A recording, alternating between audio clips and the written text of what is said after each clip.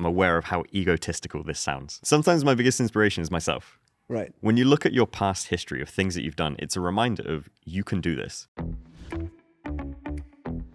Welcome to the latest episode, and I have two very special guests here. But my name is Hranitzky, and I work at Adobe as a senior pro video evangelist and community advocate. Next to being able to inspire people, I also have the fantastic opportunity to talk inspiring creatives from our community. So I happen to have two very fantastic gentlemen with me today. So next to me is Joe Allam. Welcome, Joe. Hello. Good to catch up with you again, Rob. Absolutely. And next to Joe is Jack Faulkner. So hello. Thank you so much for having me. Great to see you. How are you guys doing? Very good, as always. Just every time there's some sort of Adobe event or whatever, it's always great to just catch up, meet new people, and connect creatively. And hopefully, I know you can't really translate it, but hopefully translate some of that across on screen. But realistically, you've got to be there. So this is the next best thing.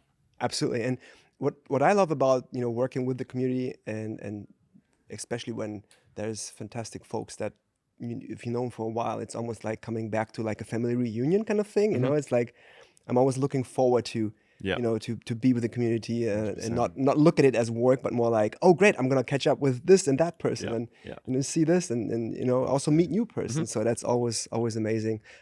Jack, I haven't met you since I think London last year.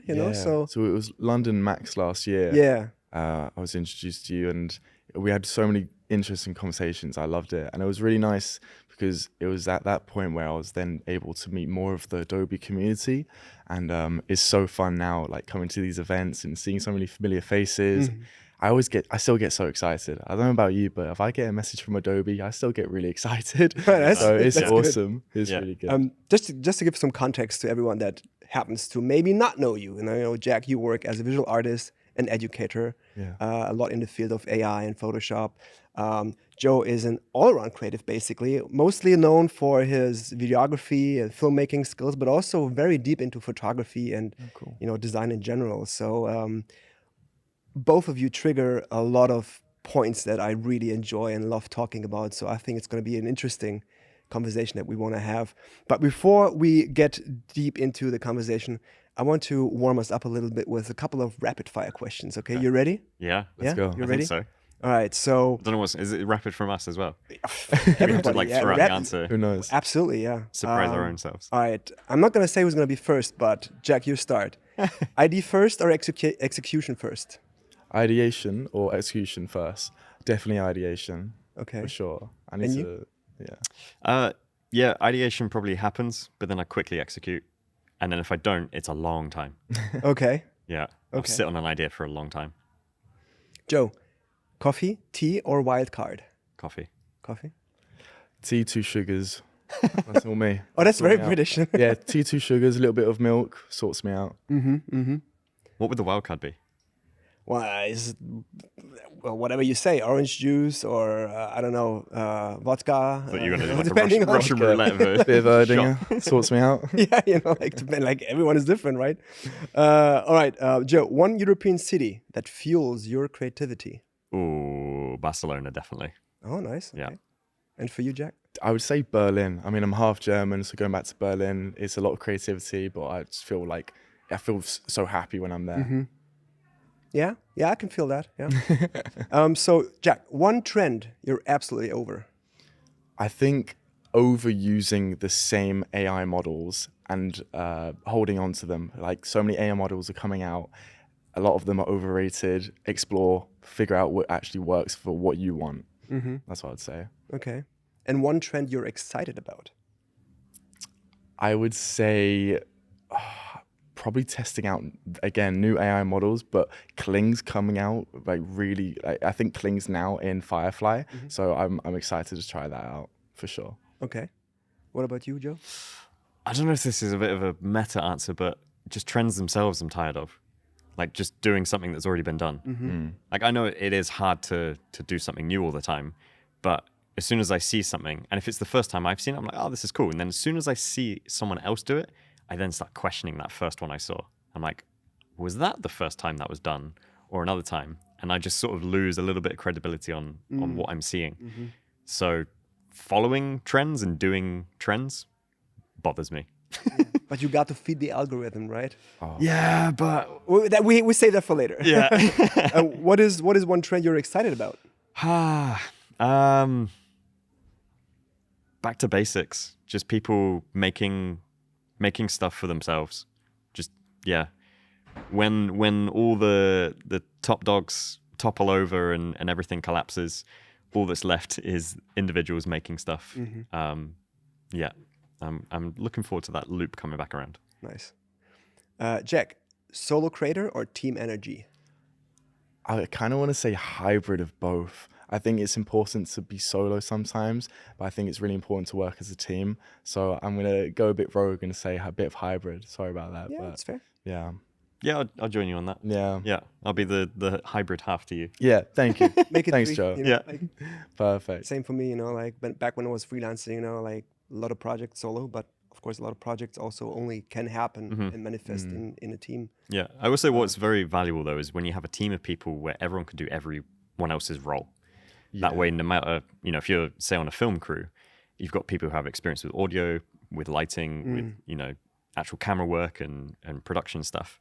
If someone has experience in half of what the role requires, it makes everyone's job so easy. Yeah. Yeah, really appreciate that. 100%. Joe, early bird or late night creator? I'm so late I become early. Like I am very, very late night, 5 a.m., 6 a.m. going to bed. Oh, wow. Yeah. And then I heard that you were doing photo walks at 8 a.m. Yeah, this morning was an early one. That was tough. I'm sorry that I missed that one because I was like, oh. I'm just amazed I made it. Well, I'm glad you made it. Yeah. What about you? My sleep schedule is all over the place. I mean, you can ask my dad and you'll hear me at night. I mean, I'm a night owl with many, many Red Bulls and many cups of tea. Oh, wow. I don't know what it is. I don't know why, but as Probably soon the as tea and the Red Bull, to be honest. well, that might be the case. But I think it comes at like 12 o'clock at night, or as soon as everyone's asleep, and like I've got my like the lighting in my room, I've got really good music on, I feel relaxed. Then my creativity just flows. Yeah. It's so good. And then my sleep is gone for the next month, but it's okay. Yeah, I transitioned a little bit, like I had to, being a father, for the last few years, and obviously I would still be like on the late night end. Yeah. But one, at a certain age, it really becomes more difficult, but also you have to transition your life a little bit more to like an early bird, although you don't really want to. But all right, we're almost done. Work from home or office studio? Oh, I do love having a home setup, but I do also know that every day I need to go outside. Okay. I need sunlight. I'm like a solar panel. I need that energy going outside. Transitioning between the two places could be good, but if I really had a dream, it'd be some sort of studio at the end of a garden. Yeah. So then Just have a heater. It will get really cold. you can separate it. Yeah. What about you? I'm really happy because I've got my office at home. So I've kind of stolen the guest room, not gonna lie, but I've kind of built it out completely. I've got my own Wi-Fi, all this kind of stuff, and I live out in the countryside in Kent, just outside of London. So once I finish a bit of work, I can go outside, like go into the forest, like really just disconnect from everything. But I really like working at home. I'm not gonna lie, it's really good. Yeah, cool. We're almost done with the rapid fire section. So, Joe, the best creative advice you've ever received would be? I think just going to events has always been, it's the advice that I can't remember where I heard it from or picked it up, but it's one thing I always pass on to other people is just don't turn down the opportunity to go to an event, because you never know where that's going to lead you, who it's going to connect you with and other people. I'd say most of my best friends, if they're not from uni or places that I've worked, they're from events. And all over the world, I have, amazing friends that I'm in contact with daily. And it's because we all came together at a shared connection point.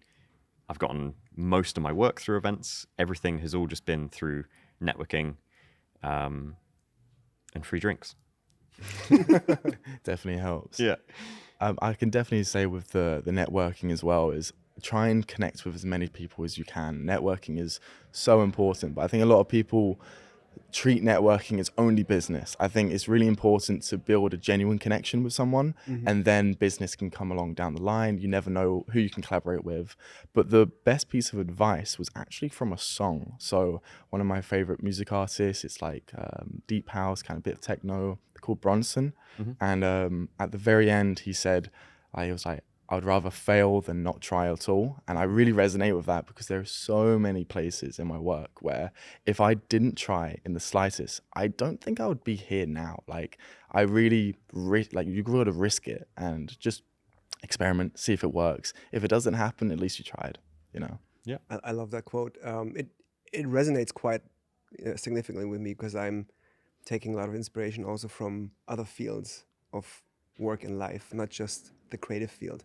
But I'm interested to see or to hear, like, where do you take like inspiration from that is non-related to your work and your passion? Like, what is, like you mentioned music, is there something else? Like, music's a big one. Yeah. I'm not gonna like cooking in Oh, a way. interesting. I Okay. mean, cooking's a big like self like help kind of thing. I really can relax, but I would say cooking because it brings people together, and it then brings conversation together and that kind of stuff. But yeah, cooking, music's a big one, of course. Film. I'm a big gamer. I've always been gaming. What are you gaming?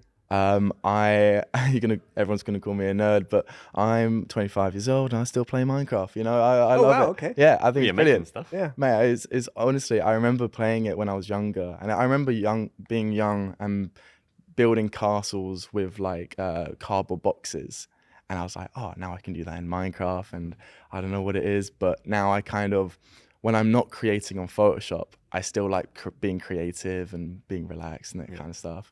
But also like Call of Duty, Assassin's Creed, whatever it is. But do you guys game at all, or have you been into gaming? Gone through a life of like heavy gaming, really busy, not gaming at all, few years, and then like heavy gaming, COVID. No, lot of literally, gaming. COVID was ridiculous. Yeah, for me, I love gaming. Technically, I used to game a lot when I was younger. If my day would have 36 hours, I would probably game more or game again. Yeah. I still occasionally game, not as much as I would love to, because I really enjoy it. It's just like a matter of time, you know. Yeah. Work, life, everything, and there's sometimes just too like little amount of time left to play a game. But of course, it really inspires me a lot Yeah, as well. definitely. You know, like especially looking at games these days, It's crazy. visually, you Yeah. know, like what is possible design-wise and world building and Yeah. all that. It's like, Also, in the same way that exercise is like when you're exercising, all you're focusing on is the exercise you're doing. It's a brain exercise in a sense that you get into a game where you have no other distractions. You lose track of time, you lose track of deadlines and other stuff. But that removal of information opens up space to then allow other stuff in. Definitely. So I think it's healthy to have time for it. Oh, absolutely. And also with like keeping like healthy as well, you're also kind of leveling up because you're becoming a better version of yourself. And I always find if I'm much healthier, like how I am, if I'm more relaxed, if I have less anxiety, if I'm going to the gym, my work is way better, like so much better. I'm much better with communicating with people. My work is like not only better for the amount of time, but the results, like I can see on my timeline, the views are 10 times better because I'm being more productive, which is, I don't know, there's a whole thing about that, but I think it's so true. Yeah. It's like natural energy that transcends. It's huge. I did a little test recently. Like back in the days, I played a lot of Battlefield, you know, like Oh, the nice. classic one. And, Cool. I recently got the latest version, and I was like, okay, let's try it out. I haven't played it in years. It's okay. And it's pretty good, you know. It's like quite action packed, you know, and like playing the multiplayer and all that. So I was looking at my stress levels because I'm like, you know, tracking my sleep and just try to be more mindful and healthy and stuff. And interestingly, the stress levels went down incredibly. Really? During gaming. I think I played for like an hour and a half or something. Yeah. And the stress level during playing was lower than, you know, I don't know, Times doing not, something yeah. else, you know, like work related, for Yeah. example, which was super interesting to see. That's like, especially because it's like a action game. You'd think, Yeah. oh, it's got your heart rate up. That's it's what I got- thought. But That's really cool, But actually. it was calming in a way, you know, like almost like relaxing because, you know, you're focusing and Absolutely. you're And chilling, but still you're playing and you're focusing. 100%. But that was an interesting observation. I don't know if that can be like a scientific, fully proved know. research result, but Yeah. Bro's Hey, just in a tank. Like, I'm so relaxed. Joe, what is your like, you know, for him it's like, you know, music and cooking, but what about you? Is it It was definitely not cooking. okay? I like cooking and I like eating good food, but Well, you're cooking is a stress. you're almost in the epicenter of good food, you know, like Yeah, absolutely. Japan. I'm spoiled by good food. Yeah. Any which way I turn. I'm so jealous you're in Japan, honestly. Like, I'm so jealous. It's so cool. Yeah, so for me, just like I said earlier, just going outside, just walking, being outside has a massive effect for me. And likewise, again, you know, being in Japan, it's an option, or it's an opportunity to learn the language better. By staying at home, I'm not interacting with people, and if I am, it's probably going to be in English or whatever. But as soon as I go outside and I'm going to stores, coffee shops, and whatever, or hanging out in bars, I'll be talking in Japanese, and so that aspect is a massive, you know, it's a different side of my brain, and that can be tiring and whatever. But it also just activates this, you know, other energy, and then constantly learning, you know, cultures from the other side of the world, and then reversing that back and sharing my own culture and stuff is, yeah, very energizing feeling, I think. But yeah, just the sun, the source of all energy, and it's definitely my biggest source of energy. Yeah. Nice. Oh, interesting. Yeah, for me, it's sports, right? For me, I'm a huge basketball fan, basketball player, you know, for 30 years. And I take a lot of inspiration from basketball as well. Yeah. Like, I think there's so many parallels, Yeah. you know, like team versus solo. You know, you have to like sometimes be a good individual, but also be a good team member. So that court design must have really been like a dream project for you. For me, oh yeah, absolutely. You designed a court? Yeah, because we have like an LED floor for our pro team in Munich. Oh, cool. So it's like basically a display that really they're cool. playing on. Like, and it has like screens and that kind of stuff. It is whole the thing. whole thing is a screen. That's Yeah, insane. it's a Like, wow, that's so 6K cool. resolution. I need to and- see that. and it's pretty insane. And like I always love when I can combine design work with other passions. Yeah. You know, like I love like Star Wars and spaceships and movies and stuff, but also like basketball. You know, and being able to combine motion graphics with basketball is an absolute dream thing. Yeah.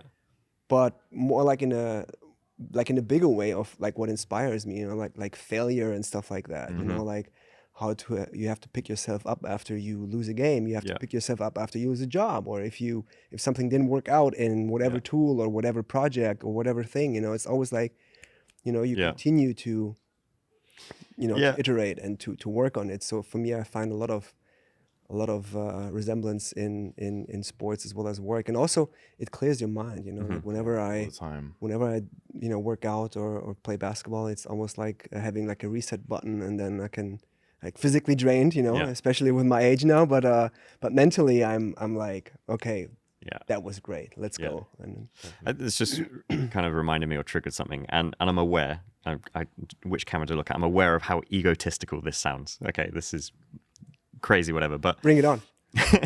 sometimes my biggest inspiration is myself. Right.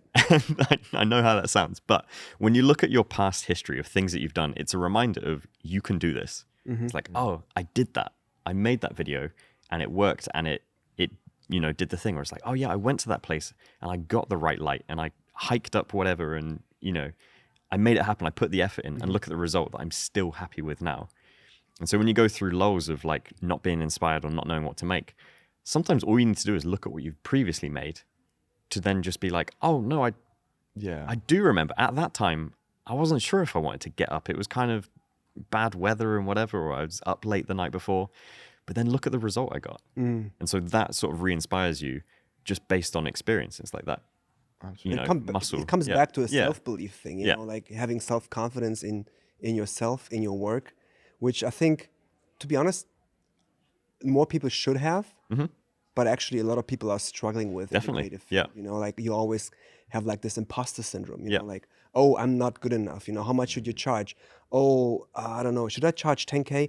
Let me start in with 5K. Client says, 5K? Great, let's go. And you just go like, oh, bad response. Yeah. Like perfect price. Yeah, perfect. But you go like, oh no, I should have gone with 10K, for example, right? So I think that's a big problem, and that's something that I personally had to learn the hard way. You know, I was like underselling myself, you know, like for many years, like charging way too little money, you know, for the work that I could do, because I always believed like, oh, I'm not good enough, you know, until I learned it the hard way, you know. Yeah. But that's kind of the way it is, because even last year, I was uncharging myself a ridiculous amount, and you kind of just have to. There's no one tells you the price. The client isn't going to be like, "Hey, this is 15,000, by the way," and that's the price. No one tells you. I think that's. How did you, like, what made you overcome that? Like, what made you go, okay, this is how much I charge for this project? Like, I actually have a very good development of this. So I'm very like workflow based and just set up whatever. So years ago, this was when, you know, back when I was working as a designer, and everyone around me, at the time I was salaried, but everyone around me was like contracted in, they were freelance.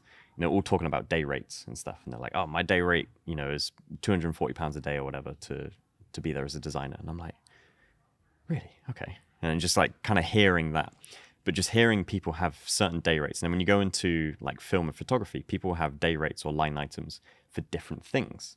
So it could be your filming days, or it could be just days required to travel, like retainer days. If you're flying around the world, that's time you're not working on something else, so you charge for it. And so very early on, I built a spreadsheet of just potential options that could be. So it's like, if you're bringing equipment, obviously there's coverage that you need for that. If you're editing stuff, how many days are you likely to be doing it? Like all these different rates that I did. And then I just kind of quantify it. So when a project comes in, I can either ask them what the budget is, and they most of the time either just don't say, or they're waiting to find from you. I can quickly put through, in a matter of like 30 seconds or so, a rough guide of what this project could be. I can look at the total, and I can look at what I feel about it and the brand and everything, and be like, okay, is this something I want to work on? Yes or no? Do I have the time to do that, and other things? And then position it to the brand. If they come in and they're like, no, that's too hot, it's got to be way, way lower, I have a very clear and consistent reason or answer to say, okay, not this time. Or, sure, let's go for it. And if they want a question, be like, why is it so expensive? I can very quickly just be like, whoa, this, and this. That's really good. And I've got consistent history of that working. And I would say it works probably 80-90% of the time. When you send that breakdown, they love it, because then they can work out themselves. They're like, oh, actually, the trip is going to be 6 days rather than 4 days. And they can work out what those extra 2 days might cost, rather than them having the awkward thing of like, so how much is it for? Yeah. It's actually really similar the way you break it down, then could kind of visualize it to the client. I have that with some of my AI projects, because when I showcase maybe the mock-up or even a final design, they see it and like, oh, you did it AI. It's just a simple prompt. And I'm like, and they're like, why is it so expensive? Or why is it this price? And the breakdown, then they see the workflow. Okay, it's so much more than that. You know, it's kind of quite similar to that. But you really have to just break down everything. Have you got views on AI at all or anything? I would love to know. Yeah, actually, that brings me to a really good point, because so like, first of all, in terms of like, to finish this one topic with the how you quantify and how you budget stuff, because you were wondering how we did it as well. You know, for me, because it's funny. It's a funny thing, because we talk pre episode about this. Like, we have 3 generations of creatives here. You know, Have you got like a Rolodex of an abacus going through the no. You're doing chalk on the. But it's like funny, because it's funny for me to hear like different takes on this, right? And this comes down to like, I mean, obviously this develops with age, with experience. You know, like you being the youngest, you know, it's like almost like 10-year increments here from left to right. Yeah. And for me, it was like a long, painful process until I similarly discovered like, okay, I need to have like breakdowns of, you know, if you have equipment, then this is going to be costing more. If you travel, and on. But one of the core things that was fundamental for me is the time versus value cost for the client, because back in university, like we were really not taught how to price things, right? So there was like a guide that we could follow. In Germany, we have like this it's like an organization that helps you to how you price your creative work. And then there was also like this component of the time, like it takes me, I don't know, 10 hours to do this design. But then how is it going to be used? Is it going to be used internationally? Is it going to be Like used? the usage rights and usage everything. rights, exactly. And this will multiply the price, the final price. Now, a lot of the clients that I had were like, hang on, I'm already paying, let's say, I don't know, 5K for this design. Why should I pay another 5K or 10K for the usage rights? I already paid for that. So it was really difficult to sometimes explain and justify that.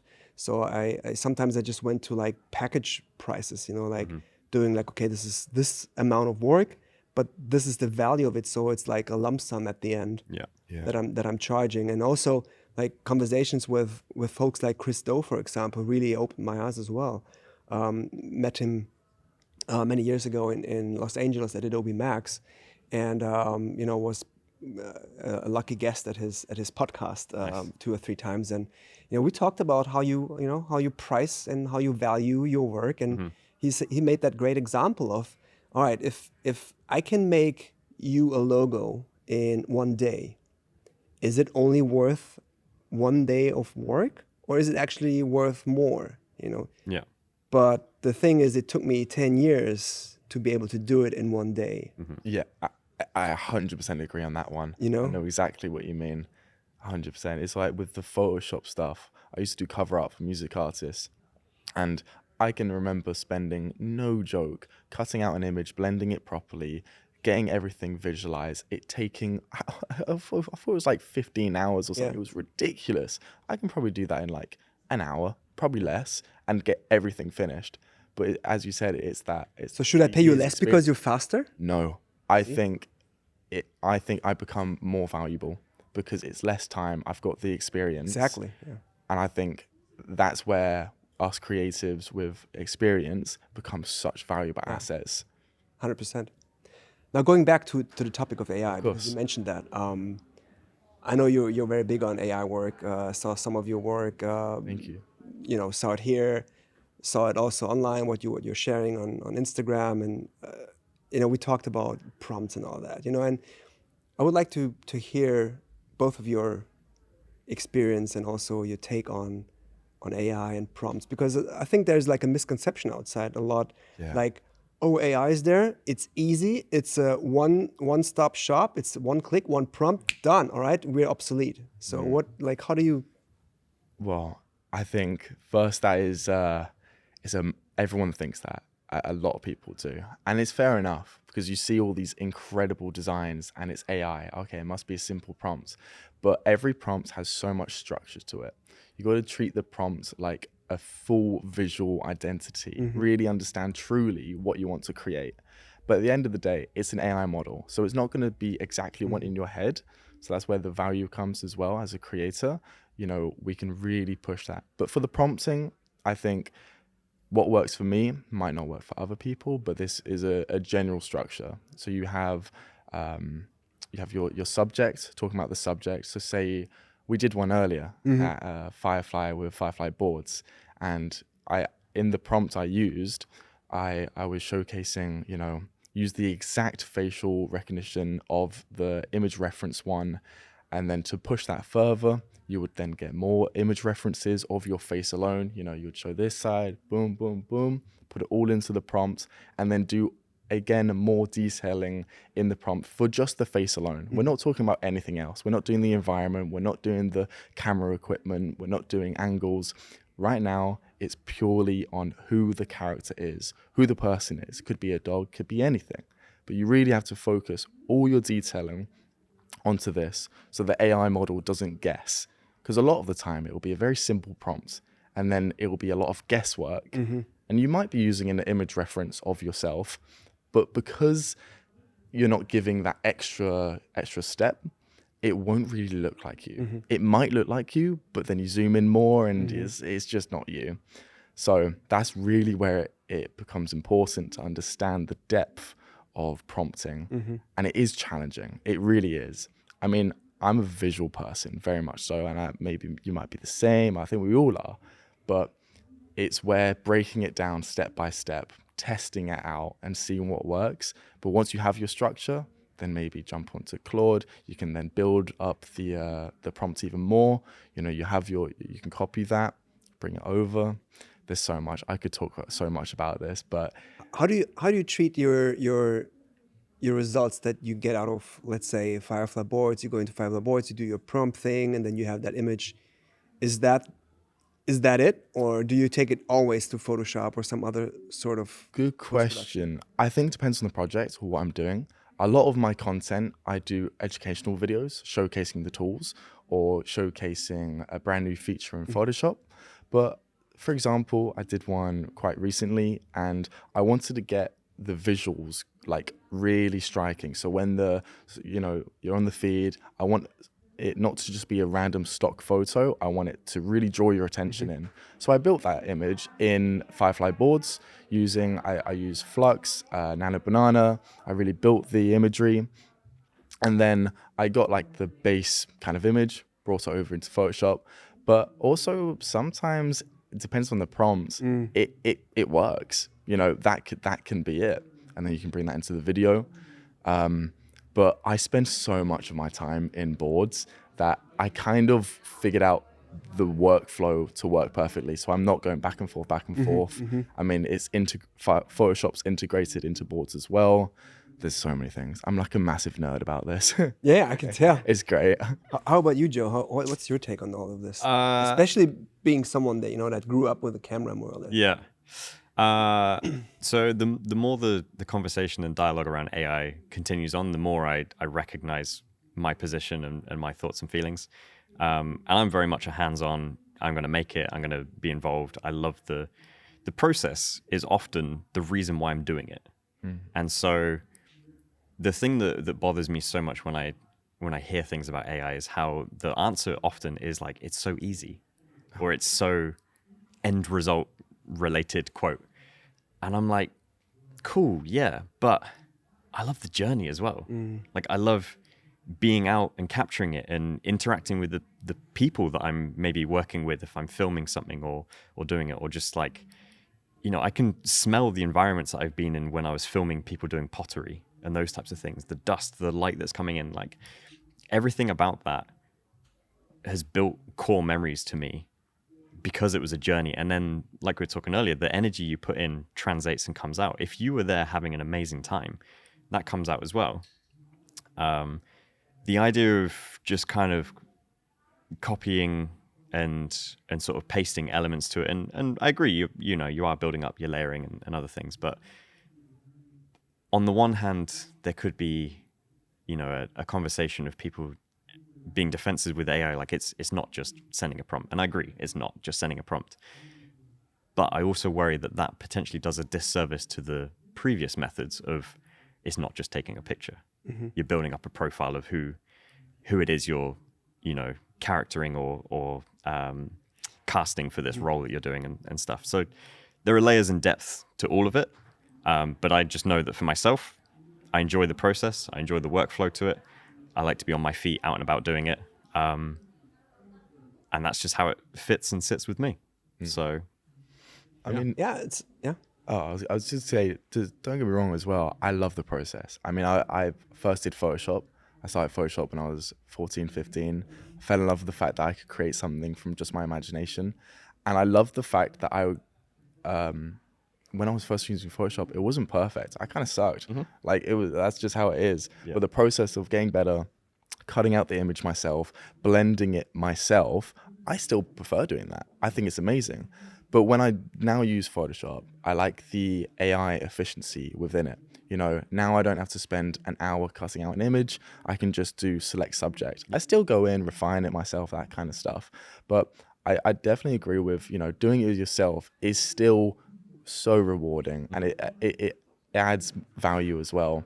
But the times are changing. Like AI every single day is getting better and better. It is scary. Let's be real. It actually is scary. But I think it's how we use it. And it's still being true to yourself. That's why I really respect you, because you're a photographer. you're out in the person, you're being with people. I think that's amazing. So yeah, I respect it. I think with like workflows and stuff, like as I said, I'm a big workflow person, creating processes and whatever. With AI, it bothers me that so many things are titled AI, when in reality, they're just new digital tools. Yeah. So if you go back to the previous days of like, would the magnetic lasso be called an AI lasso? You know, it had its own thing, but now it's AI everything. And so that has its own sort of knee-jerk reaction when people hear it. So some things like removing the background and stuff, sure, like I get it. Like it's a new digital tool and I use it myself. Like I do it and I clean things up and do it. But then when it's like the more generative side, then that I'd say, yeah, that does go into being labeled as like an AI bucket. So there's definitely buzzwords and like marketing spiel that's clouding everything. I don't know if that's going to settle. I hope it does. What I want to see more of is just the grunt work being done by some sort of computer basis. Like I want to, just drop in all my files and it just know like, oh, we've got the GPS data from these videos or from this camera. We know the lenses and all the stuff. Let's just see how we can organize it that makes it easier for you when you come to edit it. Why am I still having to tag my stuff or do some sort of manual input when I want the very bare minimum of just putting a card in and knowing that I've already imported all of yesterday's or there's some new stuff and let's rename it, let's do reverse date and those things. But it's already starting in Lightroom, like having. I'm pretty sure that is a thing as well. The opportunity to there quickly are some see tools, but it's like the priority hasn't been on that side of the workflow I've found. It's been the more show-stopping, like, hey, look what we've made with flowing fur in a. But that would be amazing. Yeah. Hey, Adobe. Hey. Yeah, I mean, I tell them every event. Oh, really? I am on it with what I want to see. Yeah, but to be really frank, I mean, there is like, first of all, it's good that you define the difference between assistive and generative AI. Yeah. Because assistive AI has been in Adobe tools for like ages. Yeah. Without having the buzzword of AI floating above it, right? Yeah. But now these days, AI is like such a polarizing word or a polarizing term, basically, that people are like either in camp love it or in camp hate it. Yeah. But I think there's a lot of in between where it's okay to love it and it's okay to hate it. It really depends on, first of all, how you use it and what you use. Like, do you use it to get stuff faster, or do you actually just pretend like I'm an artist? I like, no offense to AI artists, but there are those that basically create slop, and then just output something with like a quick and dirty prompt and say, okay, this is it, right? Which is tricky, right? Whereas, of course, you can also, what I love about how I can use generative AI, for example, is possibilities, right? For me, I'm almost treating it like a renderer, as someone that does a lot of 3D, and I know 3D, right? It's one of the hardest things to do in the creative field, because as in 3D, you start with literally a blank canvas, right? There's nothing. Everything that you want to create has to be generated in 3 dimensions, modeled, textured, lit, and then rendered. And then you take that into post-production. So it's basically like it's generating a result that a camera would generate, like a spaceship that doesn't exist, a planet, a world that doesn't exist, right? Now, that's laborious work, right? That's a lot of time and effort and money. So sometimes you do not have the budget or the time or both to do that part. Now, to create something that is something that I have in my mind, like an abstract planet surface, let's stay in sci-fi, right? I can do that. I can have like a fly through a canyon and then just 3D track that and add an actual 3D model of a spaceship in there, which I actually did a couple of times because I had this visual in my mind. But now, of course, I couldn't fly to space. I don't know. No, fly. But like just fly to an alien-looking landscape. Let's say to Iceland, you know, where you fly through some otherworldly-looking canyons, and then I mean, technically you can, but no, I can't because I don't have the time and the money to do that right now. Plus, I need to deliver it like in 3 days. Absolutely. Now, being able to prompt that and generate that, what I have in my mind, and be very clear about that, and then taking that into my remaining workflow, let's say in After Effects, and 3D track that, add the 3D stuff into it, and make this what I had in my mind is really liberating, and being able to like work on that, but more or less treat AI or generative AI as almost like my renderer or my camera kind of, that I then take into it's just like a small, or in this case, pretty big part of the workflow, but it's just part of the workflow and it's a tool, right? So it's not a one-click done thing, but like just complementing other tools and other workflows. Yeah, it's really good for key art. I did that with a few of my clients before, where the time around is really quick, and I can't spend a lot of time doing a full Photoshop manipulation, doing it 100% myself, the quality 100%. I'm seeing them in a daytime. I can't waste that time for them just to look at the mock-up and go, I don't like it, let's do something else. So that's where I really use AI as well, is to showcase a mock-up, testing ideas, and then from that, okay, now I can spend the proper time, proper energy, money, whatever it may be, to then do the final product. So it's so good. Speaking of Instagram and social and showing your work, right? I mean, again, it comes down to a generational thing, like I think our followership grows from this side to that side over, it's kind of like, it's kind of crazy, For me, Instagram was always like, or social media in general was like, I post an occasional picture here and there. And I think back in my days, I rarely posted work. I think I wasn't even allowed to post work, because I did more like client work and commercial work. So it was like, Instagram was more like my personal thing. And now, like for the past few years, it's turned into your portfolio, almost like replacing a website. Whereas me as an OG, I'm like, hey, this is my website, this is my business card, check it out, give me some work. I remember, so I joined Instagram on day 2 of when it launched. Wow, okay. And as a photographer at the time, I was posting heavily on my blog and images and stuff. I didn't put my best work on Instagram. I was too like righteous in myself to be like, no, go to my website to look at it. Like, look at my blog. And so I'd post something and I'd maybe link to it or write in the caption like, oh, new blog post up. Did anyone read it? No, absolutely not. Like, it didn't have that outbound connection to things.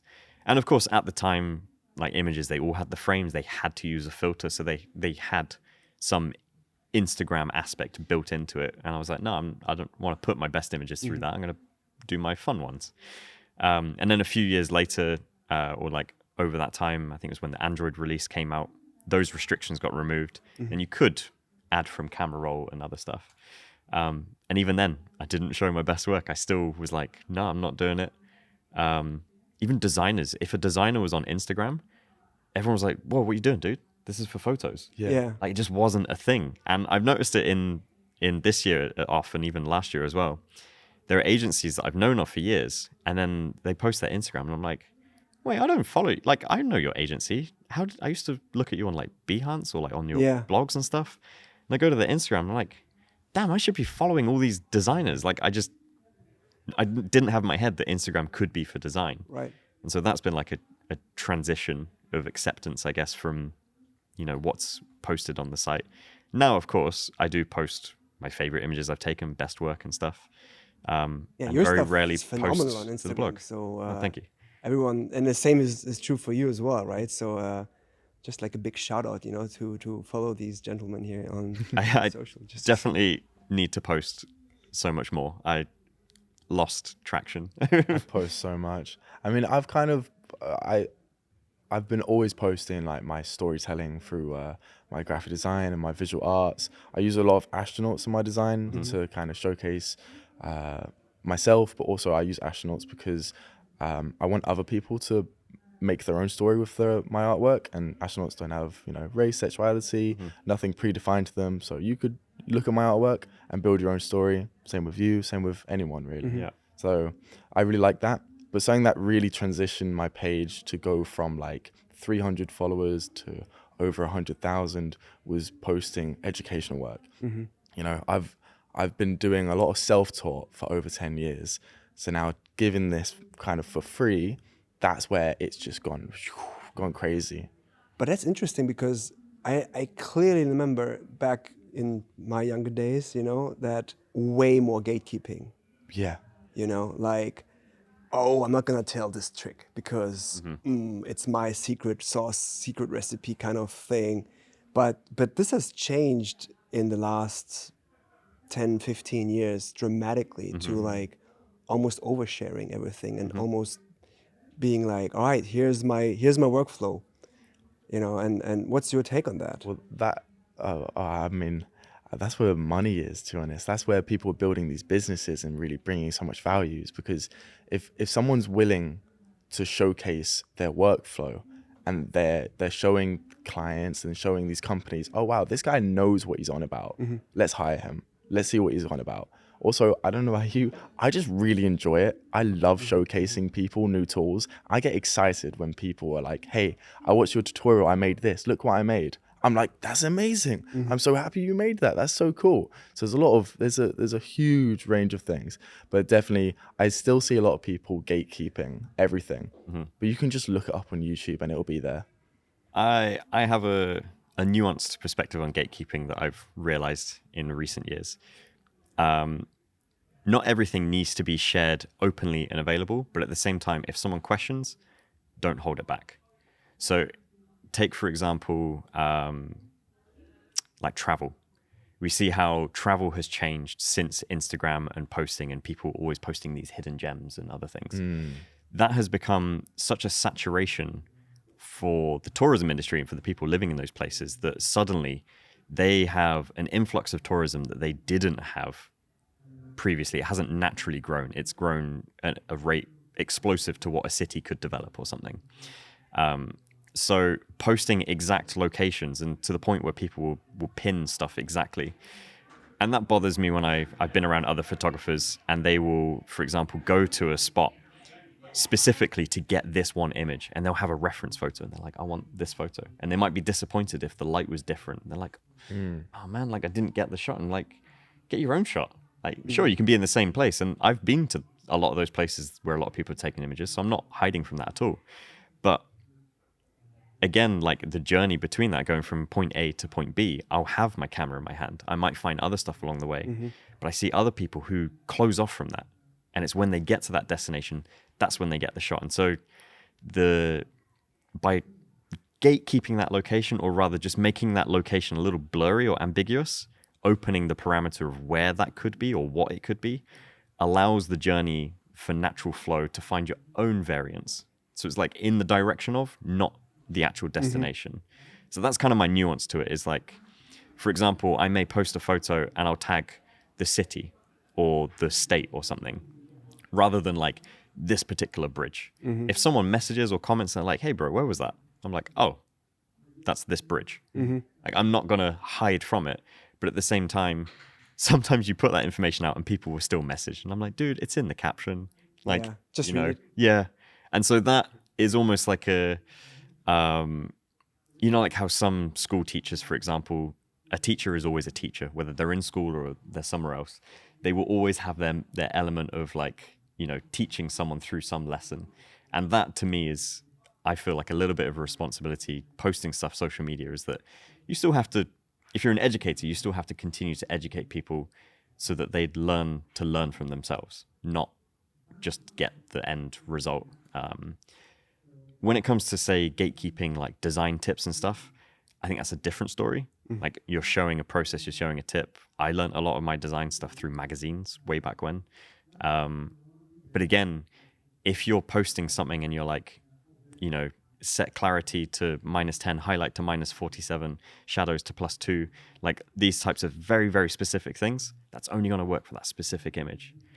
If you present it in a way of like, reduce your highlights until you see detail around the edges of your clouds, increase your shadows so you start to see things that are in the dark, like you're explaining why at the same time as releasing that information. I find that is so much better for you as an educator. People trust you more because you're actually giving reason why. And for them, as someone learning something, they're then, oh, I'm learning the tools of how to do it, rather than going to their next image and being like, well, my clarity is at -20, my highlights are at -47. Why does this image look different. so bad compared to that one? So it's teaching, teach them how to fish, not just give them a fish finger. Well, Yeah. that's not the saying. But it's funny because there's also like, first of all, I absolutely agree with what you're saying. It's wonderfully phrased as well. And there's even a word for at least for the locations. Is this place Instagrammable? Yeah. I hate It's that. Insta-worthy or something. Is it Insta worthy? Like, Like taking a photo of food, I just eat all the food straight away. Like, yeah. And did you know that for food, for example, like my last studio before joining Adobe was in the shared creative space with a food photographer. Really? Yeah, There's a lot of people from Adobe who've done like a lot of food talk and like a lot of food content. That's the third person. Well, yeah, no, I'm cool. not posting too much food content, but I have a huge respect for food photography because yeah. there's like this new trend in restaurants that especially if you like redesign your restaurant or rebuild it or build one from scratch, that they pay attention to the lighting so that whenever they put for the customers, because everyone is like taking photos of their food, so they make sure that the lighting is, fancying the food, and just that to me is just a natural progression in marketing. In the same way that restaurants previously would sit people in the front of a restaurant when it's empty because then it looks busy from the outside, and maintaining a queue and things like that. So you're just always keeping up appearances of like how things look, and now it's just how does our restaurant look on the internet? So the fastest ones to do that will be the most successful. And unfortunately, statistics would probably say they end up becoming the most disappointing restaurants because they grow too fast and they lose their character and other things. There's one thing I wanted to add to... It's a completely made up stat, by the way. There's no scientific research absolutely basis that... we talked about, reels and how you, like on Instagram, how you post stuff and the gatekeeping part of it. Now, I discovered something like almost like a trend, or like, I don't know if it can be a trend, but I'm pretty sure it's true that, for example, for this age that we are right now in with AI and everything, questioning if it's real or not, the value of BTS stuff is increasing because people want to see the process behind the project and actually going down the road of showing the process and showing the behind the scenes and showing that it's man-made, maybe even man-made, but also with help of AI. Just to be transparent about the workflow is giving you so much, just legibility. This is real. This is the work was done. Yeah, the work was put in. Yeah, I mean, I know from myself with a lot of my work that the most successful work and the stuff that has grown my social followings has been showing the process. And I have to remind myself that all the time of like, just share the journey, like show the journey, which again, just reiterates my enjoyment of that journey and showing it. Because you can get so tied up in making your end piece and you're enjoying it, you're doing it. And sometimes you're too busy to actually document it. And then you come to release it and you're like, I've been working on this for 2 years, whatever. You release it and everyone's like, cool, I've known about it for 10 seconds. And you're telling me you've worked on it for 2 years. Okay. Whereas if they'd been along for 2 years or a year and a half of that journey and they saw you building and working towards something, when it releases, man, does it fly. Yeah. Because they've seen that journey. They've been a part of it and they've been included with it. What's been like your most viral video that like maybe you remember the stats that got you a crazy amount of followers? Because I've got one that instantly comes to mind, but one that wasn't maybe a partnership video, like it was a passion project or something that you really did that just popped off. So it's not my most viewed piece, but I'd say it's my most successful personally, professionally, and everything. I got invited to Japan again to do a tour of a place in Ishikawa and Gifu, which are very well known for like handcrafts and making things. They submitted an itinerary very loosely, and we were just going to all these craftspeople of making particular things. And I was like, this sounds amazing. I know the quality is going to be cool. I know the studios are going to be amazing. I was like, I want to do it. And they're like, yeah, so can you make like a travel vlog? And I was thinking, wait, are there other people on this trip as well? Or is it like, who's been invited to this? And so I was thinking like, travel vlog? Like, I know what they mean when they're asking for that. And the budget was pretty small as well. That's a benefit with Japan, actually. They give you the budget in the first email. Oh, that's good. They just tell you how much it is. I like and that. Usually you can't even adjust from it. So it just... Take it or leave it. Yeah, pretty much. But I appreciate it. Yeah, so like, can you make like a travel vlog and, you know, just show you going to this area? And I was like, I can, but we're going to some really cool areas. I was like, I want to make a documentary. I was like, I want to interview these people. I want to speak with them directly. I want to see them making stuff. I want to film it nice. I want to buy equipment for this project. Yeah. So I went and bought like 100mm macro lens, which ended up being one of the best additions in my camera bag, to go and film all of these things being made. And when it came to actually posting the video, like I'd posted some stuff on my Instagram in anticipation of it. And I was like, I'm going to do this as a Christmas Day release. Did a little email. And I was like, I never really shout about my work too much, but this piece I'm very proud of. If you're going to watch it on anything, put it on your TV. Yeah. And just kind of left it at that. Posted it Christmas Day. It got a handful of views. And I thought like, yeah, this is going to be one of those passion projects that I've converted it from being just a basic vlog into a mini documentary. The clients were super happy to see it. There was like no amends at all, other than some maybe fact checking on things. And I was like, yeah, okay. So I think the first week or so, it got maybe 3,000 views, which at the time, if I posted a video on my channel, I'd maybe get that in like 10 hours or so. Yeah. So to have that in a week, I was like, yep, that's expected. Mm-hmm. Like, I didn't think anyone was going to really watch handcrafts and, you know, handiwork and those types of things. And then by New Year, it jumped to like 15,000 or so. I was like, whoa, okay, where did that come from in a day? And then by like middle of January, it was like 100,000. That's really Whoa. good. And then posted on YouTube. Yeah. That's really good for YouTube. It ended up going to like 1.4 million or something. That's really good for YouTube. Fairs. For a video that I expected to get only like 5,000 at most. Wow. So I was super chuffed with that because it happened naturally. It was something I was truly proud of and is the type of work I want to do more of. Mm-hmm. And then because of that piece, I've then been hired to do so much more. And that has led to the journey of then eventually living in Japan. And it's all kind of centered around presenting that as like, I want to make the best for myself personally. And the budget is not going to cover it at all. The budget barely covered the lens I bought for it. Yeah. But it ended up repaying itself 100%. way more. That's so cool. Yeah, super proud of that one. What's your... I've got a few, but one that did just ridiculously well. I've got two options, really. One that I did a couple of years ago was showcasing a wraparound text effect on Photoshop. And I knew it was going to go well because I kind of have a structure of things and I have a sense of now what's going to do well, what's not going to do well. That one did ridiculous. Like that was I think it was an 18-second video. It's got 3.6 million views on Instagram. And the watch time is around 2 years. What? Which is ridiculous. And then I've got one recently which was showcasing the new rotate tool in Photoshop Beta. As soon as that came out, I was actually in a meeting with Adobe then, and I saw it came out, and I was like, okay, I'm going to do a video literally right after this meeting. I came up with an idea in my head. I knew that it had to be snappy, quick, you know, people are doom strolling, like they're really, really going. So I need to get their attention straight away.